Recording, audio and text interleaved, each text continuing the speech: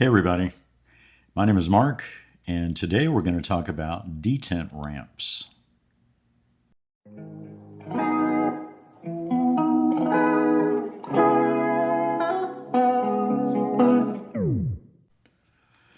All right, so I did a video of this Tucson not too long ago, and in the video, before I had taken it down and kind of looked at it, I think I mentioned that I've got no other knife that would benefit more from having a detent ramp than this knife.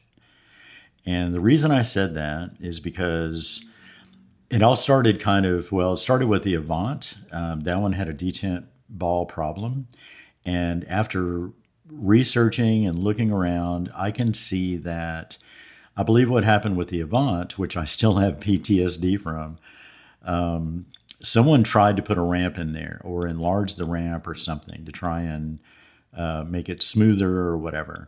But the ramp was huge. The ramp was like the Grand Canyon, and that little detent ball never stood a chance of traversing that ramp that someone had put in that Avant. And then I had another knife come in, and it was a Chavez, and it was a really nice knife. But that action on that Chavez was absolutely terrible.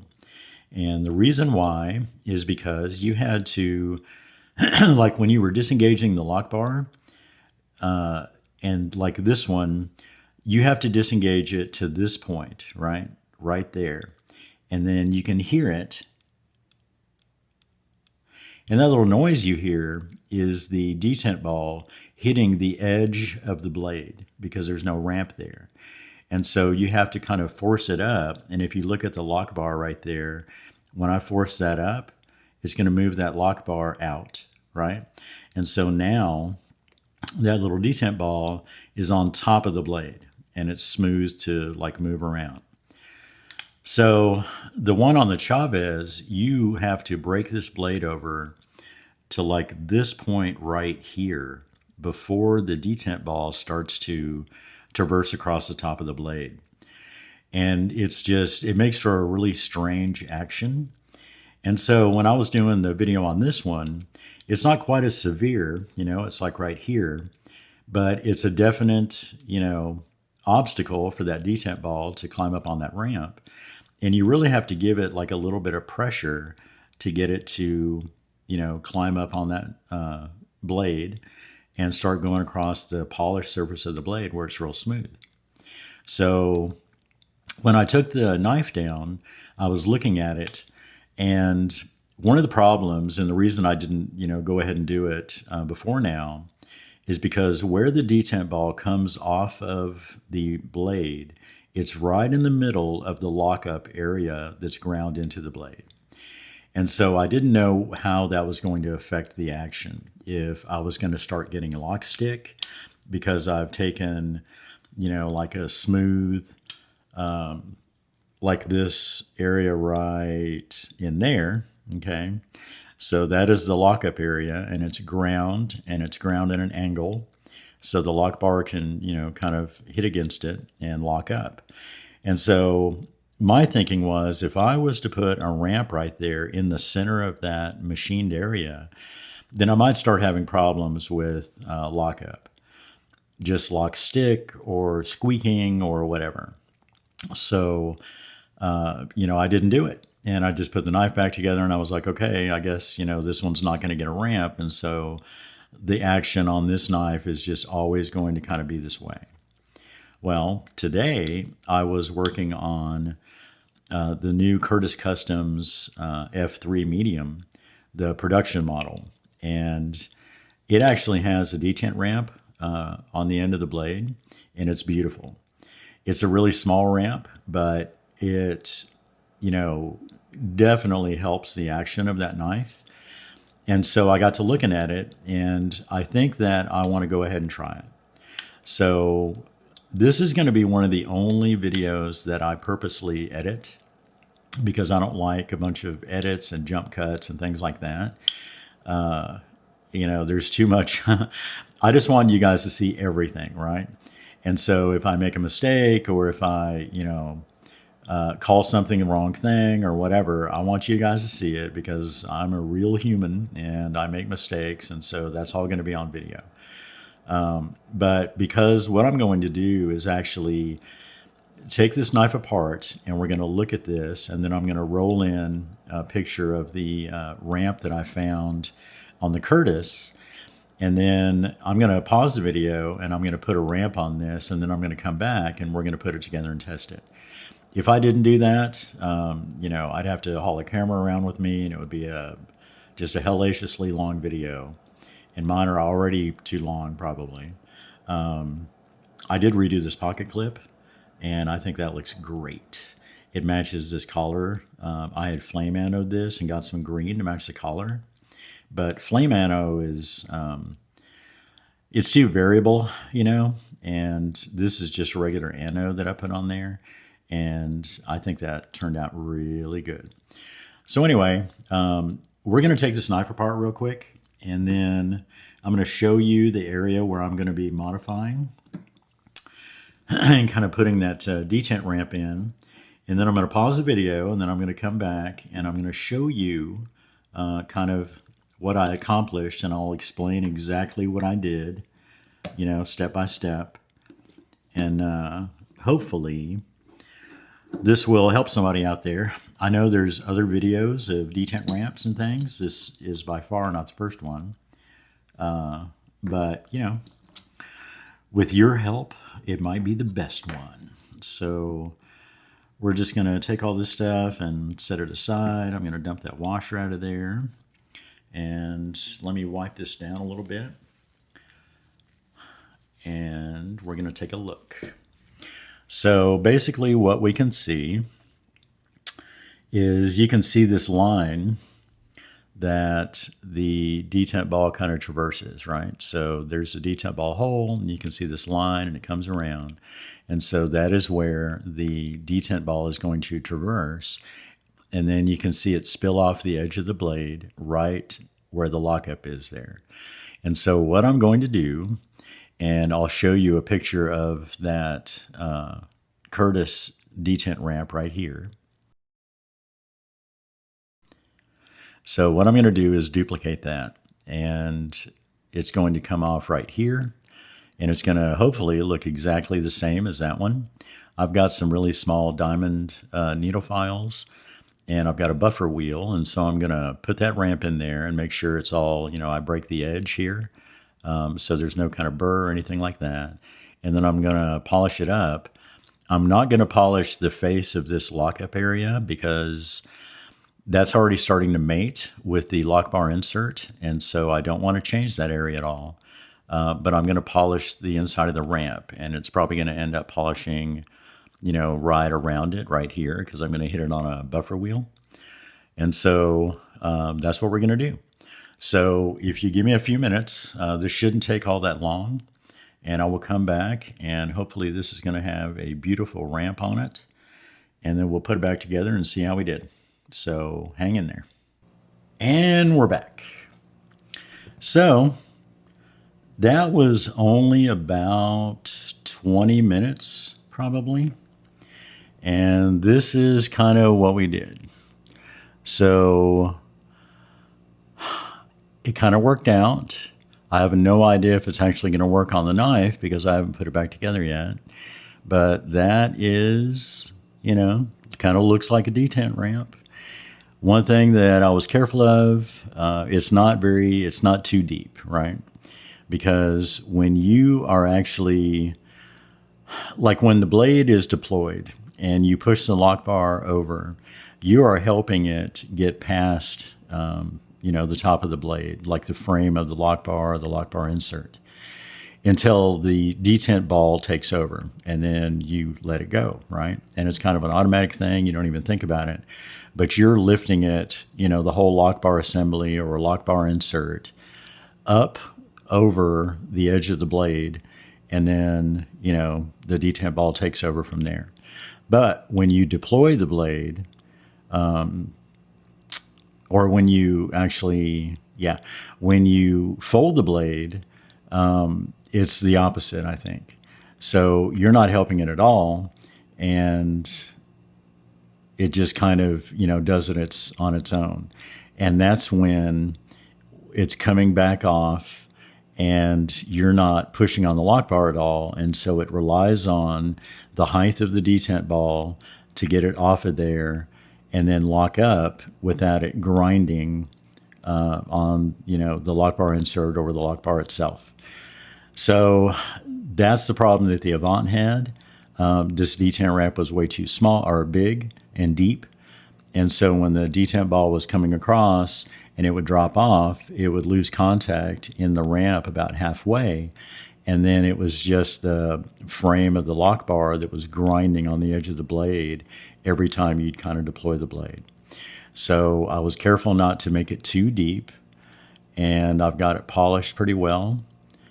So we're going to put it back together and see what happens. I don't have any kind of burr or anything like that in the lockup area, and the ground or the grinding marks are still kind of intact, and I didn't polish them at all. So we're going to see what happens. I'm very excited. Like I said, I've seen some, stuff out there that seems like it worked, But this is my first one, and so it's a little nerve-wracking. So we've got this, and everything's going to fall out. So we're going to put the pivot back in there. And this is all lubed up and everything else from a recent video. So I'm not going to have to do any of that stuff at all. So I'm just going to put it back together, and we're going to test the action and see what happens. So we're going to set the blade and make sure that's in there correct. And then we're going to set the other bearing. And I should have, and if I remember correctly, these are pressed in there so well that they don't actually come out, these washers, the race washer. So I've only got two areas to kind of line up. And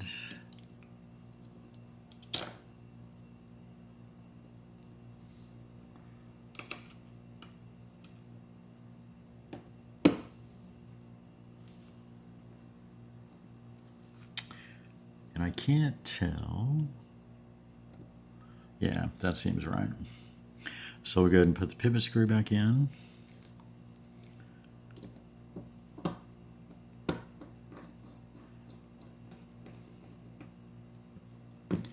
And I got the pivot.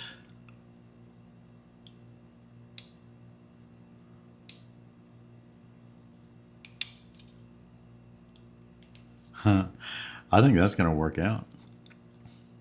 So I'm going to go ahead and put this back together. And this goes in from this side. And this sits on top of here like this. And then we've got one screw that holds it all together. And I'm going to tune that pivot a little bit before I start actuating, because I've got to check. The blade's pretty centered. So I'm going to tighten this pivot up really good. And then kind of tune it just a hair.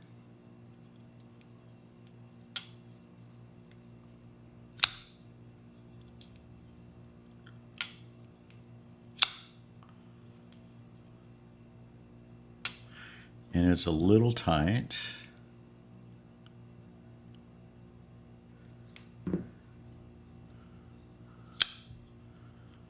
So there's no blade play or anything like that. And my blade is still centered. And my detent is still crispy. Whoops. And I'm almost drop shot. I'm going to give it just a little less.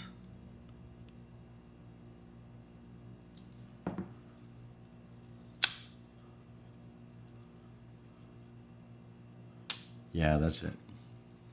Okay, so now we're going to check and see if this detent ramp has done anything at all or made it worse or whatever.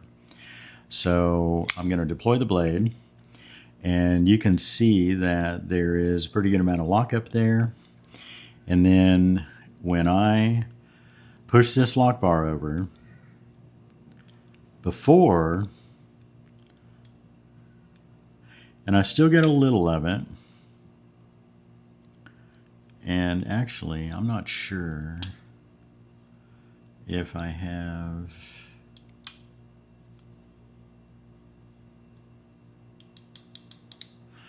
It kind of feels like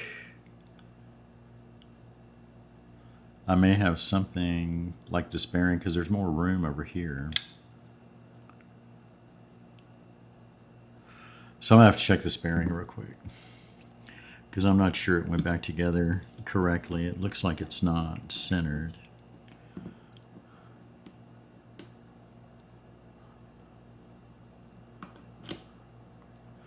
So this will just take a second.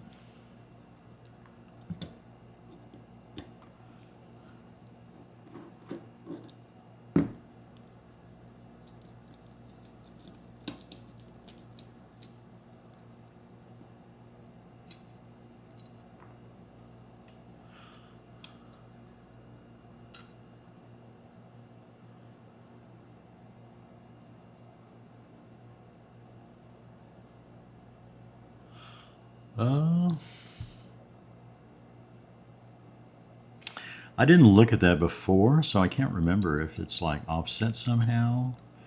The last time I found a knife like this, it was actually because it wasn't put together correctly from the factory. So I can see the amount of room that I have right there, but it looked like there was more on this side when I just reassembled it. Almost like it was sitting on top of a bearing or something. So we're going to try this again just to make sure, because I want to give this little ramp every opportunity to win. And I don't see anything in there. It wasn't this. So it is either going to work or it's not. And it seemed like I could still feel a little click, like the detent ramp that I just put in there may not be quite deep enough, actually. But it's hard to say.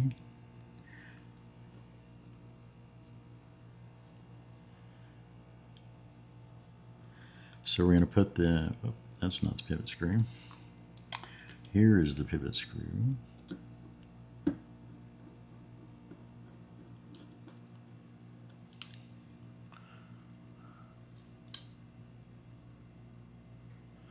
Yeah, so it's almost like that little D is not going down all the way and getting into the frame.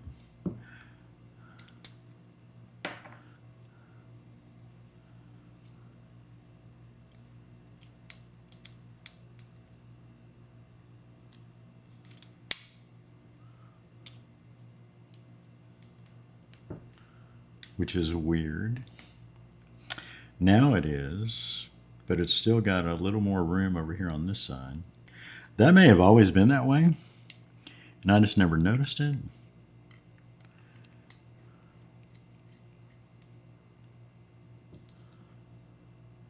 I guess it was, because I don't really see where I could change that at all. And I've got it back together correctly. So there must have just always been a little more room on one side, especially on this side of the scale. Huh. Well, that's weird.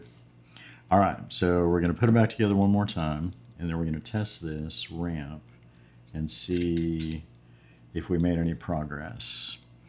And I may actually have to take this and make it just a hair deeper, which I will do. I'm kind of practicing on, I like this knife, and it's not cheap by any means, but this is, you know, I want to say this is an $85 knife now at this point. And so, you know, if you're going to practice putting in your first skateboard ramp, then don't do it on a $1,000 knife. So my blade is centered. I don't have any blade play. My flippers work. And so everything seems to be okay. So now we're going to really check this ramp. So the engagement point is not going to change because the detent ball is at a fixed position and it's not going to move, forward or backwards. So every time you do it, it's going to hit and start climbing up at the same spot. But this is where it starts going right here. Like right now, that little click that I feel is where it's sitting at the base of the ramp that I just made. And it takes a lot less force to bring it up onto the top of the blade. And I will say, this one is even smoother than that Curtis that I saw, because the Curtis, I may hit that on a polisher too. Because mine is like super smooth while it's in the ramp, and the Curtis, it's smooth up here on top of the blade, and then when you start traversing down into that detent ramp, it gets a little grindy, but this one is like super smooth, so that's cool. But I think what I need to do is check and see what the tolerance is when it's about to come off, and it's going to be difficult to see.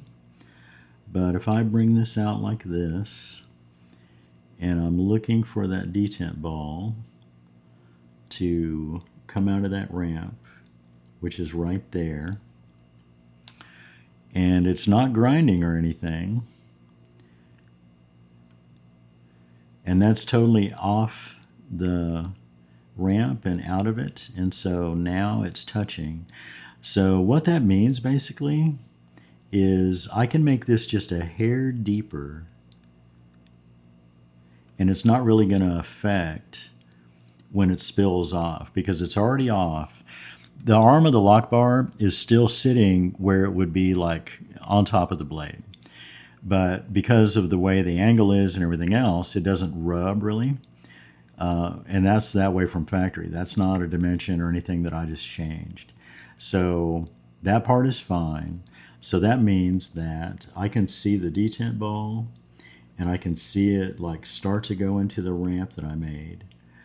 So I'm going to make that just a hair deeper. Not much, because it doesn't need much, and it's already a lot smoother. But I don't want to feel that little click right there. Even though it's a lot easier to get up on the blade face now because it's going through a ramp, I still feel it go start at the bottom of my ramp. I can still feel that, and I don't want to feel that at all. So 2 seconds. All right, back again. So I think this is going to do it. You can see that I've increased the depth of that detent ramp just a little.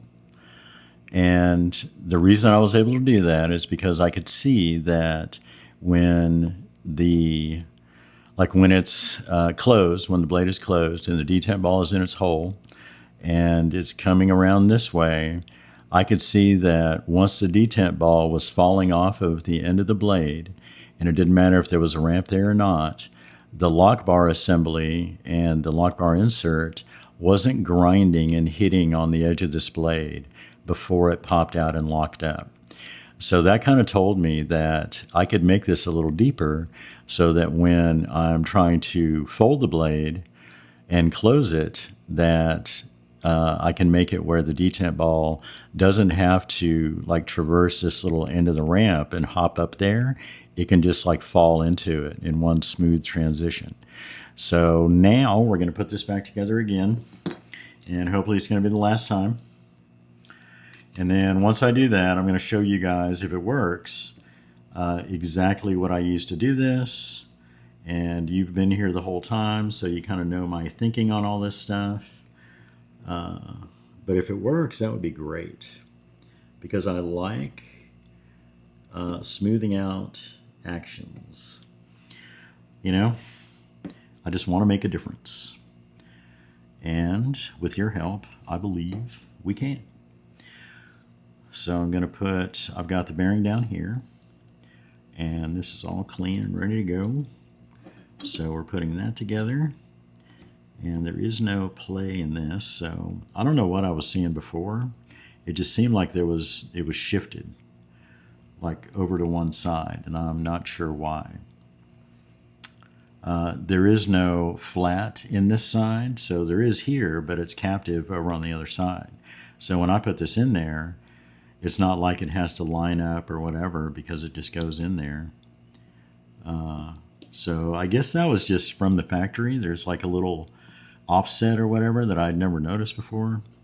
But since I'm messing with it,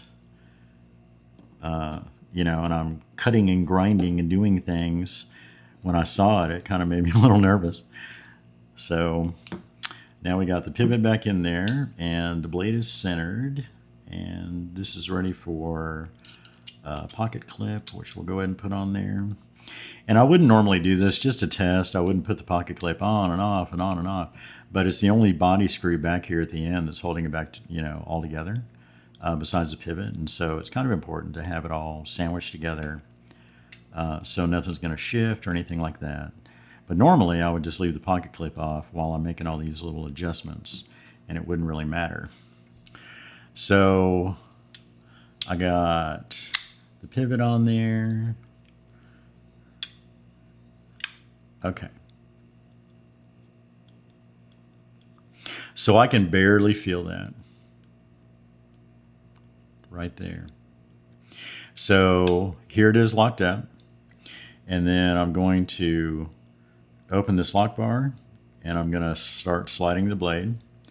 And then right there is where the detent ball is still hitting the foot of my ramp, but it's not by much. And then it takes no effort at all to push that over. However, I will say it feels a little wavy now. So I may have like polished it too quickly, and it might not be as polished and flat as it was before. Because I can feel that traversing inside. And it is definitely like inside the little ramp that I just made. So I can feel it now, and I couldn't feel it before at all. So it was like glass down there. So, but this is kind of a good proof of concept. And this, what I do actually worked. And when I take this out, it doesn't grind at all. It just like snaps into place, and the lock bar slides over and locks up against its normal place in the blade. It didn't put any kind of lock stick or anything like that in there. And so that part worked. And that's what I was worried most about, is changing the aspects of the lockup, where it's, you know, there's something weird going on or whatever. But yeah, that worked. So basically the way that I did that was, it was all by hand. I resisted the temptation, as great as it was, to whip out the Dremel and go to town, because I kind of felt like that would be a big mistake, and everything happens so fast with rotating equipment that if you mess up, it's like basically in the blink of an eye, you can take too much material. And so basically all I used was a diamond file, and I clamped this up on the edge of a table, and I had a light there. And so the hardest part was getting started. So this is the pointiest little file that I've got, but it was enough. But I would put it on there, and I would just drag it to me in one direction, and I would try and get it in exactly the same way. And it's kind of like starting like a hacksaw blade, you know, or a wood cutting blade, any kind of, you know, saw, where you drag it and you score it until you start, you know, making some progress, and then you can kind of go back and forth. So that's what I was doing. I would just put it on there, and I would drag it, and then put it on there again and drag it until I had like a pretty good scored area going. And then I started slowly. And one thing I found with this, these are not They're pretty decent, and I've used them a couple of times, and they're staying sharp, but they're almost like dipped in some kind of diamond dust material. And the little chunks of, the abrasive, which it could be diamond, I don't know. There's some chunks on here that are like bigger than others. And so I would hit one of those and it would kind of mess me up. It wasn't as smooth as I needed it to be. And so I took this whole thing and just kind of dressed it on a 400 grit sanding block that I've got, or sharpening stone. And I took all those little high chunks and kind of knocked those off and made it like a lot smoother. And that's how I did it. So I just got started. And then after a while, when I got a pretty good little trough going where this would guide itself, then it was just kind of a two-handed thing. And I just worked it, tried to maintain, because there is a radius and it gets bigger, because it's kind of a rat tail little, file affair. And it gets bigger over here. And so I had to kind of stay at the end and not go past like much this point right here where the diameter gets bigger, because it would make it too deep, So I just kind of took my time. But even then, taking my time and being super careful, this whole process only took about 30 minutes. And now that I know it's doable and you can put it in the middle of a lock bar area or a lockup area on a blade, and it doesn't really affect the lockup, there's probably a couple of knives that I have that I'll do this on. And so now I feel pretty confident that, at least it's doable and it's not some, hocus pocus magical stuff that I see on the internet that I'll never be able to do, because I was able to do that with just a rat tail file. And I do have, and it's kind of a jeweler's buffing wheel. It's a double-sided buffer, and I've got two different wheels on it, and I use a rouge. But it's not big. It's not, like a benchtop grinder or, a big buffer like that. It's pretty big. It's like wider than this area.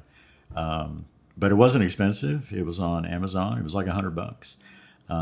But I've used it several times. I use it all the time, and it cuts the time down on a lot of things that I do. So anyway, that was me putting a detent ramp on a knife for the very first time, and I didn't even mess anything up. So that hardly ever happens. But I appreciate you watching. Thanks very much.